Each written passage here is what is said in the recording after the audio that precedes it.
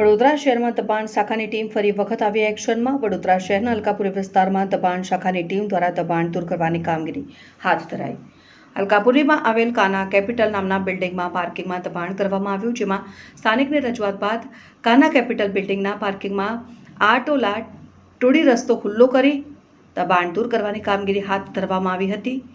સોસાયટીઓના સ્થાનિકો ટ્રાફિક જામના દ્રશ્યો વધારે થતા હતા, જેના કારણે સોસાયટીના સ્થાનિકે રજૂઆત કર્યા બાદ દબાણ શાખાની ટીમ એક્શન મોડમાં આવી હતી અને કાના કેપિટલના બિલ્ડિંગના ઓટલો તોડી દબાણ દૂર કરવાની કામગીરી હાથ ધરી હતી। સાથે જ રોડ રસ્તા ઉપર નડતરરૂપ થતા લારી ગલ્લાને ઉઠાવવાની કામગીરી હાથ ધરાઈ હતી। સંદર્ભમાં દબાણ શાખાની ટીમ સાથે બિલ્ડિંગ ઇન્સ્પેક્ટર ઉભા રહી દબાણ દૂર કરવાની કામગીરી હાથ ધરાઈ હતી। સંદર્ભમાં building inspector Mehul Solanki media સમક્ષ માહિતી પૂરી પાડી હતી।